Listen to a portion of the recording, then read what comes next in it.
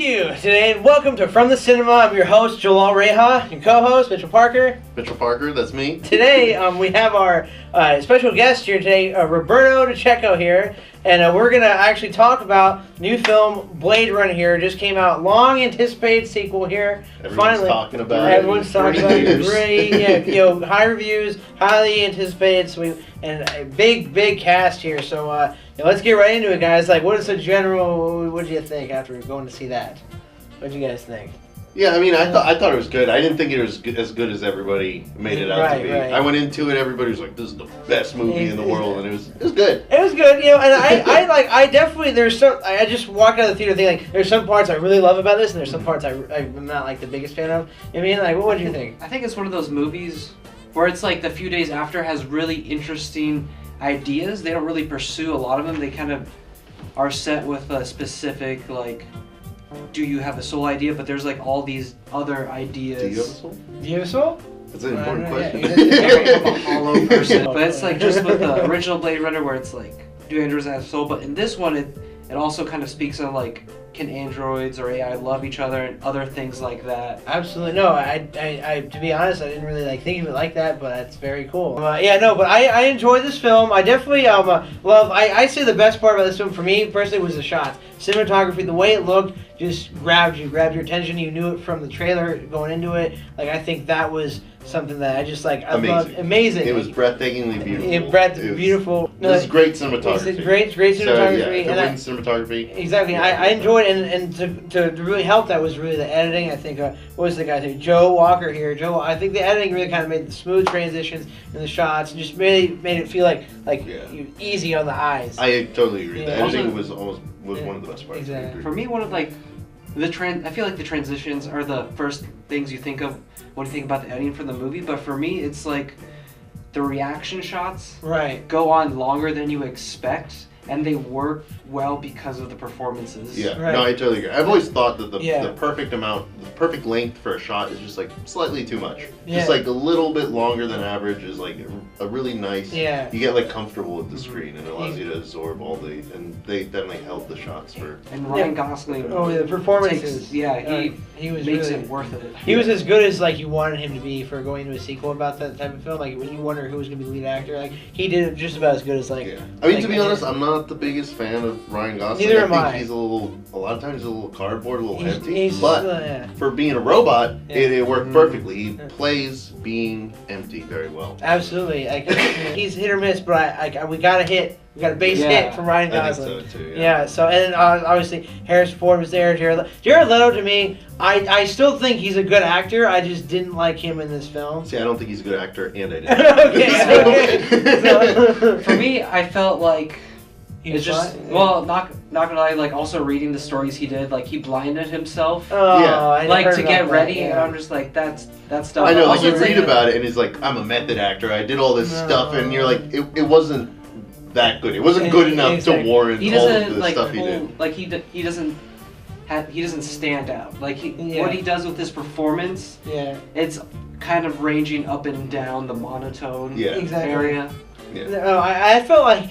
To me, his character just needed to be a little bit more intimidating. Is what I really wanted. Yeah, he was just kind of like and I didn't feel like he was as necessary as he should have been. But I don't want to his get too much. dialogue was doing all the acting for him. His dialogue, exactly. He was more dialogue. To be fair to the movie, he wasn't in it that much. He wasn't in it, so he didn't have enough time to ruin The it. trailer kind of just like make you think he's in it. For a while. Exactly. It's really the name. It's really the name, the star power here. Which is actually one of the things I didn't really like about the movie is I feel like they had 3 hours was too long, first of all, and they only focused on one character. It was like Ryan Gosling, just over the head for 3 hours. This guy. And it was just like... Exactly. My next part about the movie I want to talk about here is the sound part of it too, is because like I felt like the emphasis on certain things too was like it just the sound was just a little off balance. I just felt like sometimes it was a little loud, but I still liked like what I was hearing. It was just like you know what I mean? Again, it wasn't even. It's not even that it was. I mean, it was too loud. It was definitely too loud. But like, the problem is that the movie, like the balancing for the sound is like you'd have the dialogue,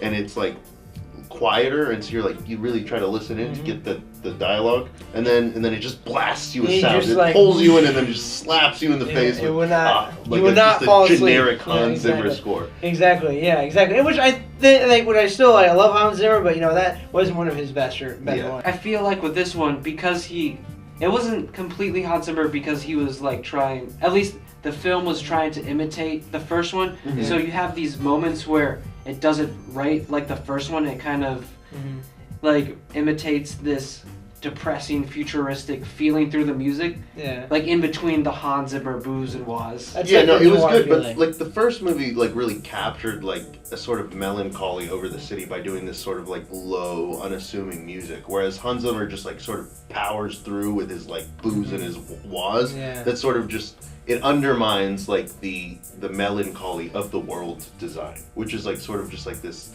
life is trash, Los Angeles vibe, and it just like is like. I don't know, it just feels like a weird juxtaposition of sound and image. Yeah, exactly. I mean, yeah, and last thing I say about the image is like what you said about the city. Like, I just think the whole the cities and set in general just really felt like they came alive. You know, like almost like a Star Wars city. The design, like I mean, obviously it was taking off the first. You know, exactly. Which pretty much is like they really brought it to such life an influential film. Yeah. But they explored it further in this film, I think.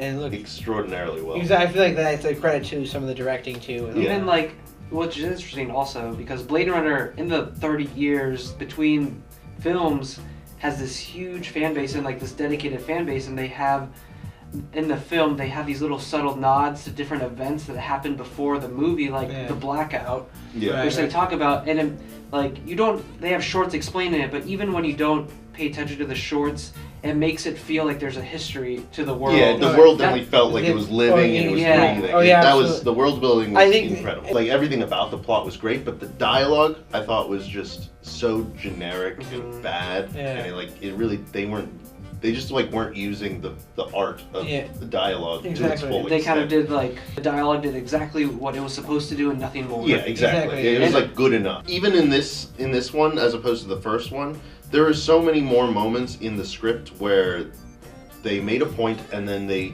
in the script, wrote to explain to the audience the meaning of that point. Whereas the first one, like, sort of just went by. It, like, had a deep point, but it just went past it and didn't go back in order to explain it. And I just kind of resent that sort of being talked down to in movies where it's like, I know you probably don't understand it, but this is what was like happening. They weren't confident enough in the audience. The movie was, I think, a great director's cut. Yeah. But not ready for audience. Like, it wasn't fully... It needed another, just someone to go over it again and say, we can get rid of this, that. Oh, for sure. The ending wasn't that good, but I thought it was one of the more interesting sci-fi films we've seen in a while. Yeah. You know, sometimes I wonder, like, if Ridley Scott, like, how much of a hand he had in production of the film through certain parts. Oh, for sure. No, for sure. Absolutely. One last thing about the film, and that was just that around the film, I don't know if you guys know, a lot of the marketing of the film, they've been talking about, like, they've been really, like, big on avoiding the spoilers of the movie. Right. Which is, like, something that sort of rubbed me the wrong way about the movie, because I feel like when you think about the original Blade Runner, I could tell you everything that happened in the movie, and it wouldn't be spoiled because it just has so much like going back to value. And I think one of the things that this movie was missing, as great as it was, compared to the original, is that it doesn't really have as much rewatch value. I mean, there are some things here and there, but once you get the big twists and turns, I give it an 8 out of 10, but after watching it for the first time, you might want to rewatch it again. So you're disagreeing with that? Yeah, completely. For me, it's like 7 is an average, 8 is above average, but not that much above average. See, for me, 5 is average. 5 is out of 10. I'm not a harsh person. You're too nice. Yeah. You're too nice. Nothing ever gets a 5 unless I really didn't like the director as a person. Like, I give something a 5 if me and the director were friends, and then we broke up, and I'm like, I'm going to give your movie a 5 because I don't like you. Oh, God. So don't do that to Roberto here. Oh, my God.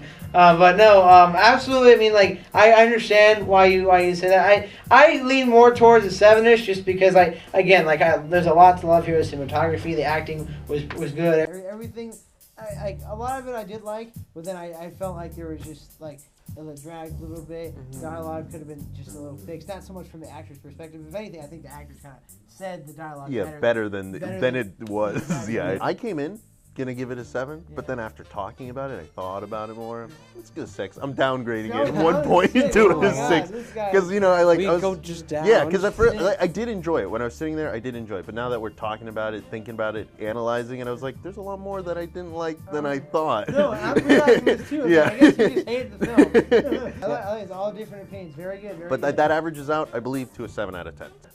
So thank you, Roberto. Thank you, and thank you for joining us here today. Thank you, Mitchell. Thank you for watching us here today from the cinema live. Jalal Reha, Mitchell Parker, and this is Roberto De Cecco here. Check out our segment on his film Bunso. So thank you.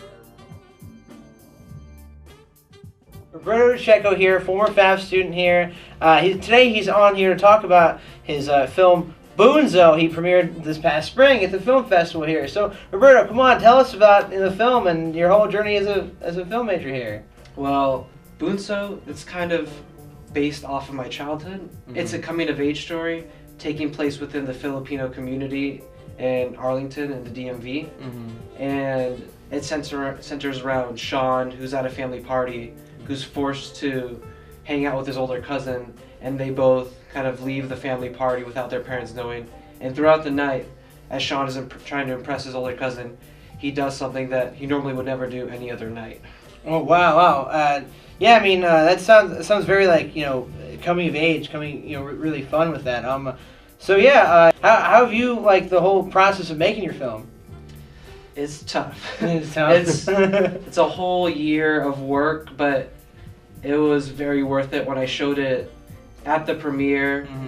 People seemed to like it, but the time that it felt more like it felt the best to show it to people when I showed it to my family and like my family friends, and they got to see themselves on screen, and they all like enjoyed it. That was like the part where it was the most satisfying. Oh, absolutely. I completely understand. And you won Best of Favs. You're going to be in the Washington West Film Festival at the end of this month, right? It's actually coming up. That's next weekend. Yeah, exactly. Next weekend, right? Absolutely. Right, Reston Town Center, right? So those of you go to Washington West Film Festival, go see Bunso. Bunso, it's going to be great. Best of Favs. All the Best of Favs films will be up in there. Absolutely. And on the topic of family, the two characters were brothers, right? Actual brothers in real life. Short, right? Yeah. How'd that work out? A huge coincidence after the awful process of casting. I came in very naive, wanting a preteen and a teenager who are both Filipino and both had acting experience. It's very specific to ask in a very small Asian acting community. Anyway, very demanding director. I did a scorch the earth process where I went to every source. I went to the Filipino student org here, Filipino orgs throughout DC, different schools, casting websites, and it was right under my nose the whole time where I ended up casting someone I met at the production fair who originally asked to be a PA and then decided to go to the audition. And he was Filipino, and he did have a younger brother. Yeah, that's and perfect. It just turned out, and we confirmed it a week and a half before shooting. Right. So that whole time before, it was awful.